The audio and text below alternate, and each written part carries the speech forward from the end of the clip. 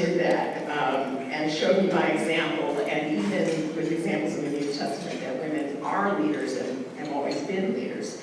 Our teachers then taught us that women were leaders back in the early days of the church and showed where the references to them were in the Acts of the Apostles, so we didn't just have to take someone's word for it.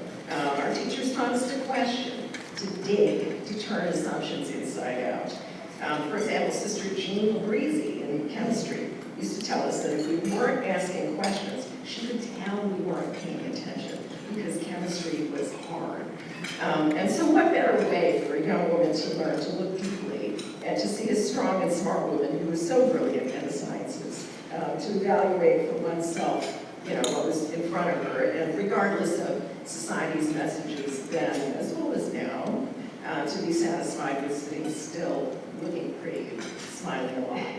There's a song in Hamilton, and there's a refrain that comes up over and over again. And since I've had to listen to the track of Hamilton over and over again, I became it finally sunk in. And it's something like, look around at how lucky we are to be alive right now. And I think that's really true when it comes to sustainability, when it comes to energy, when it comes to the technology that's being developed, when you're looking at what you can do with buildings, the way that you can design buildings now, how you can look at them as sort of whole systems rather than component parts. And I think that, I have to say I'm sort of cautiously optimistic in a way that I wasn't necessarily, 10 years ago on this stuff. And it's actually pretty heartening to see. So I find that I still, so I go back to kind of, my heroes, like Dorothy Day, and Thich Nhat Hanh, and Thomas Merton, and St. Therese, and Laudato Si, and, I still, I get recruited by the Episcopalians a fair amount.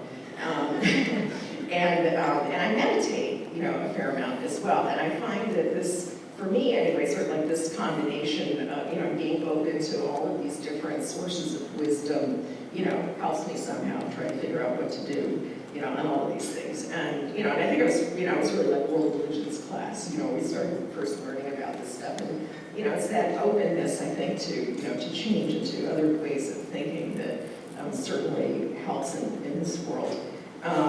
So, I guess as I'm, kind of closing up here, I have had to figure out how to, you work hard and you plow through, and, you let go of things that don't necessarily matter so much, like your hair being straight. You look out for your family and, you try to serve your parents well and the kids right. And you somehow just sort of like slog through and, at some point, there's probably like a book in me somewhere on this.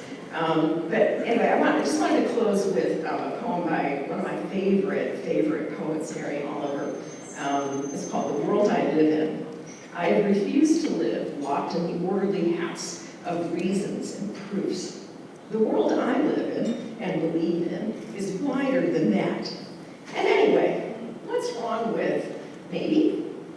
You wouldn't believe what once or twice I have seen. I'll just tell you this. Only if there are angels in your head will you ever possibly see one.